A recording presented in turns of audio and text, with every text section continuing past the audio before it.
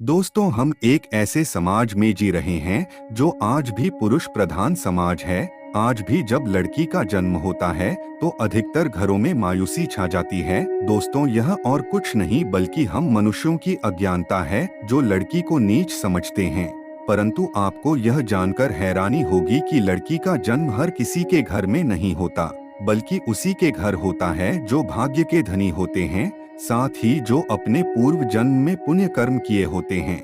आज हम आपको यही बताने जा रहे हैं कि भगवान कैसे घरों को लड़की का जन्म देने के लिए चुनते हैं। वह कौन से पुण्य कर्म है जिसकी वजह से कोई भी इंसान बेटी का माँ बाप बनता है। तो नमस्कार दोस्तों, स्वागत है आप सभी का हमारे इस YouTube चैनल पर। दोस्तों, एक दिन भगवान श्री कृष्ण से अर्जुन पूछते हैं कि हे माधव, किन कर्मों के कारण किसी घर में पुत्री रूपी धन की प्राप्ति होती है, अर्थात कैसे घरों में बेटियों का जन्म होता है। तब श्री कृष्ण अर्जुन से कहते हैं कि हे पार्थ, बेटियां सौभाग्य से प्राप्त होती हैं, और जो भी स्त्री या पुरुष अपने पूर्व जन्म में पुण्य कार्य अर्जित करता है उन्हें ही एक बेटी के माता पिता होने का सौभाग्य प्राप्त होता है। इतना ही नहीं दोस्तों, बेटियों के जन्म के लिए उन्हीं घरों को चुना जाता है जो बेटियों का भार सहन कर सकें, क्योंकि तीनों लोकों में स्त्री अर्थात बेटियां ही ऐसी होती है जिसका भार हर कोई सहन नहीं कर पाता। बेटियां ही होती हैं जो इस सृष्टि को निरंतर चलाने के लिए अपना सर्वस्व निछावर कर देती हैं। परंतु हे अर्जुन, एक बात का स्मरण सदैव रखना कि जिस दिन इस सृष्टि में बेटियों का जन्म लेना रुक जाएगा, उस दिन सृष्टि भी ठहर जाएगी और धीरे धीरे इस सृष्टि का अंत हो जाएगा। मित्रों, भगवान श्री कृष्ण की इन बातों पर गौर किया जाए तो उनका कहा बिल्कुल सही है, क्योंकि बेटियां अगर नहीं होंगी तो किसी का भी कुल आगे नहीं बढ़ सकता। आपने भी ऐसे कई लोगों को कहते सुना होगा कि जिस घर में बेटी का जन्म होता है वह घर स्वर्ग के समान होता है, क्योंकि बेटा तो केवल एक परिवार के नाम को रोशन करता है, परंतु बेटियां कई कुलों को रोशन करती हैं, अर्थात एक की बजाय कई परिवार का नाम करती हैं। माता पिता के घर वह बेटी के रूप में अपने उत्तरदायित्व का निर्वहन करती है, तो ससुराल जाकर एक बहू के रूप में सारे कर्तव्यों और फर्जों का पालन करती हैं। मित्रों, आजकल आप सुनते ही होंगे कि बेटियां अथवा बहू परिवार में किसी के मर जाने पर उसका पालन नहीं कर सकती, लेकिन यह बिल्कुल भी सत्य नहीं है, क्योंकि रामायण में बताया गया है कि प्रभु श्री राम के पिता राजा दशरथ की जब मृत्यु हो गई थी तो माता सीता अर्थात राजा दशरथ की बहू ने ही उनका पिंडदान किया था, जिससे उन्हें जन्म मरण के चक्र से मुक्ति मिली। इतना ही नहीं, हिंदू धर्म शास्त्रों में बताया गया है कि बेटियां भी अपने पिता के नाम का पिंडदान कर सकती हैं। वहीं अगर ससुराल पक्ष में कोई पुरुष नहीं है तो इस स्थिति में बहू भी पिंडदान कर सकती है। इसलिए दोस्तों, वह लोग बहुत भाग्यवान होते हैं जिन घर में एक बेटी जन्म लेती है। वही कुछ लोग अति प्रबल किस्मत के होते हैं जिनके घर एक से ज्यादा बेटियां होती हैं। शायद यही कारण है कि बेटियों को लक्ष्मी कहा जाता है।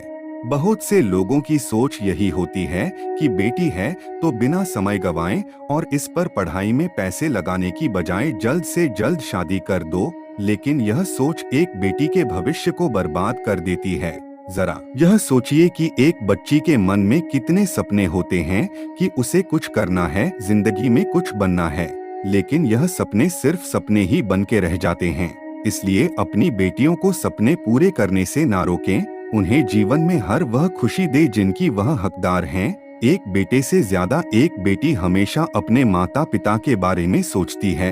बेटे से ज्यादा माता पिता को प्यार और अपनापन एक बेटी ही दिखा सकती है। बेटी के जन्म को एक जश्न की तरह मनाया जाना चाहिए। माता पिता को बेटी को हमेशा एहसास दिलाना चाहिए कि वह उनके लिए कितनी खास है। दोस्तों, बेटी कभी भी पिता पर बोझ नहीं होती, वह सिर्फ अपनी और अपने परिवार की किस्मत बनाने के लिए जन्म लेती है।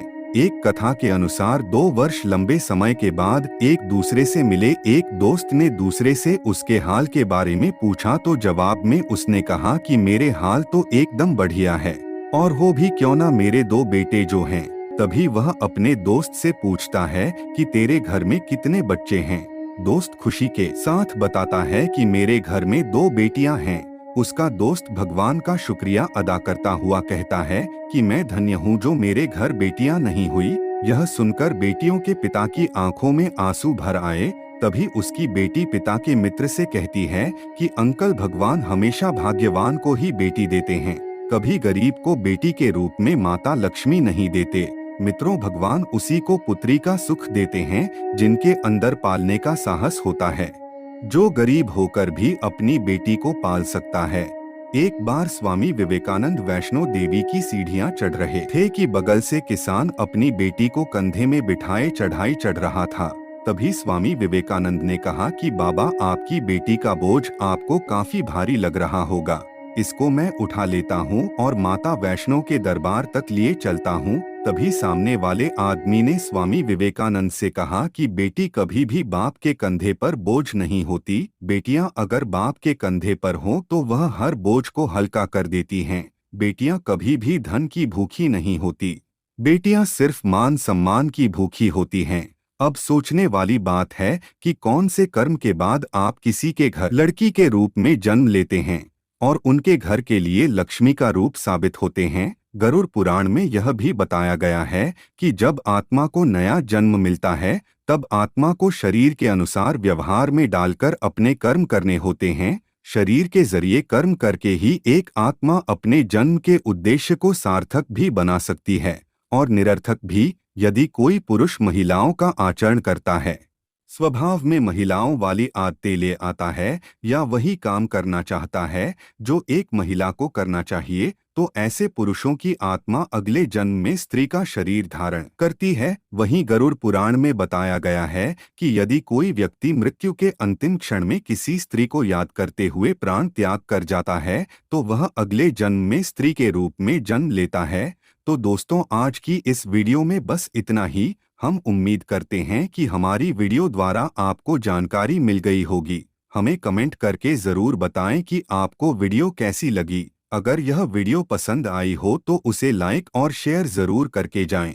वीडियो के अंत तक बने रहने के लिए आपका बहुत बहुत धन्यवाद।